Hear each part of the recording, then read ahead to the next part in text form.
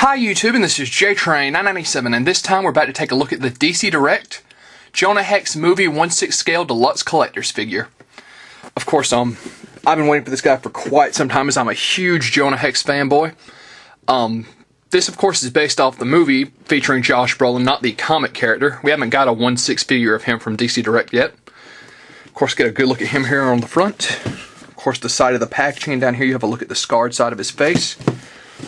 On the back here, he's kind of standing in this blue mist with both his guns, and up here it says, Jonah Hex is the newest addition to DC Direct's line of realistically proportioned superheroic 1/6 scale figures. Fully posable with 28 points of articulation, this deluxe collector's figure features the law-evading bounty hunter dressed in the highly detailed multi-layer outfit he wears in the Warner Brothers movie.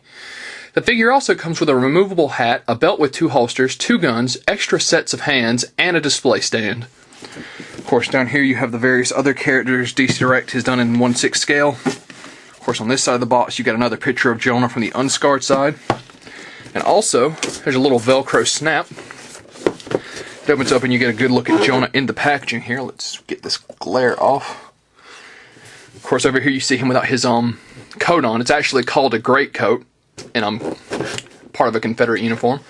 And up here it says, Jonah Hex, Josh Brolin, is a scarred drifter and bounty hunter of last resort, a tough and stoic gunslinger who can track down anyone and anything. Having survived death, Jonah's violent history is steeped in myth and legend, and has left him with one foot in the natural world and one on the other side. His only human connection is with Lila, or Megan Fox, whose life in a brothel has left her with scars of her own. But Jonah's past is about to catch up with him when the U.S. military makes him an offer he can't refuse.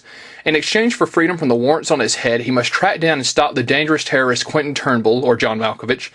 But Turnbull, who is gathering an army and preparing to unleash hell, is also Jonah's oldest enemy, and will stop at nothing until Jonah is dead. Based on the legendary character appearing in comic books and graphic novels, Jonah Hex is an epic adventure thriller about one man's personal quest for redemption against the vast canvas of the battle between good and evil. Of course, and over here, the man himself looks like he comes with 2 pistols, or revolvers.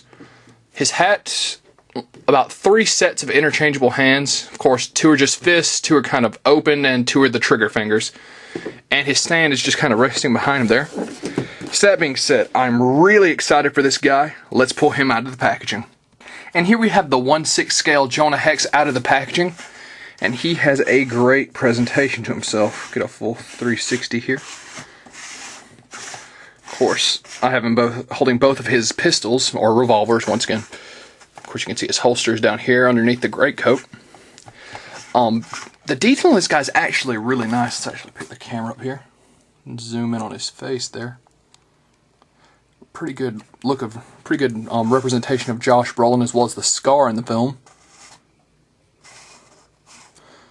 Of course, there's some really nice, especially on the coat, there's a lot of nice little tears and notches to make it look like it's been, through quite a bit. Of course, he's got his Confederate States buckle on. And he's got the bullets on his ammo belt, although the bullets don't appear to be removable. Of course, just all the way down. He's got some nice mud caked in on the boot there. Of course, he's got his spurs on. So panning back out. Let's actually pull his guns out of his hands. Comes with 2 completely different guns. Surprisingly, I thought he'd come with 2 of the same. With this one here, and this one, as you can see. Both of the cylinders spin on the guns, but the hammers don't go back, which is unfortunate. Of course, as you can see here. And both can be stored in his holsters, which, let's just...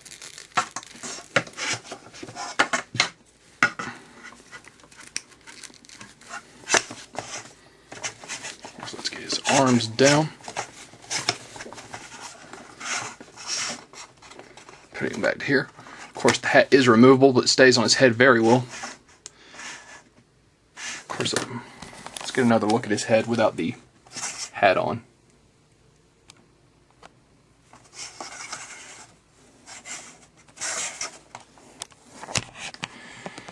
So, of course, let's pull him off his collector's base, or whatever they call these things.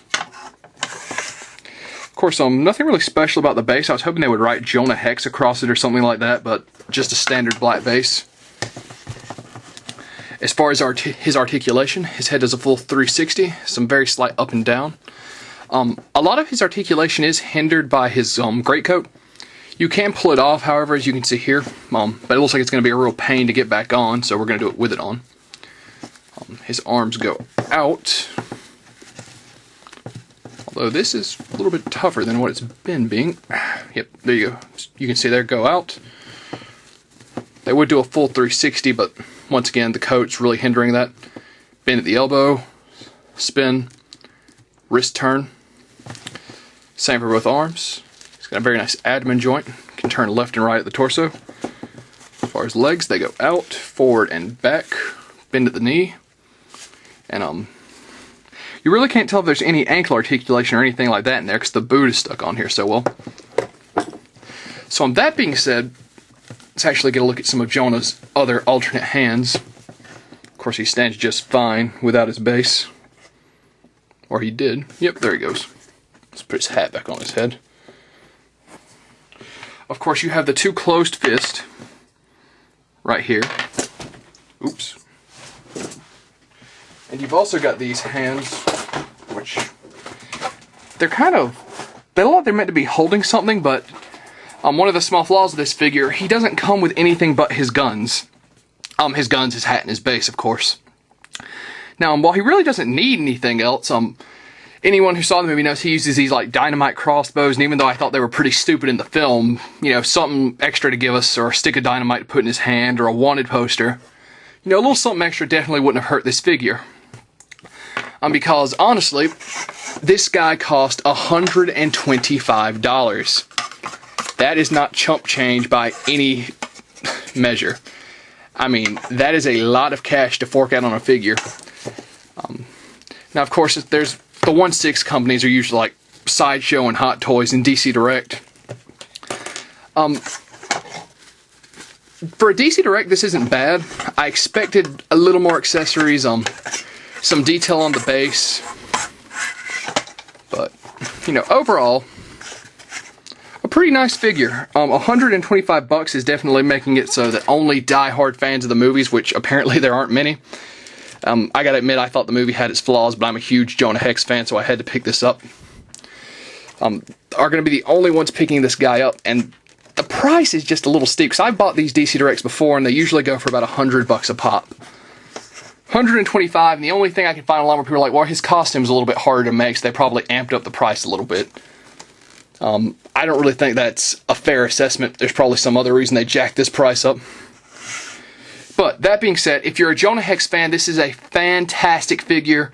Very steep price, so this is going to be more for the die-hard fans, and this is JTrain997 saying I'll see you soon, YouTube.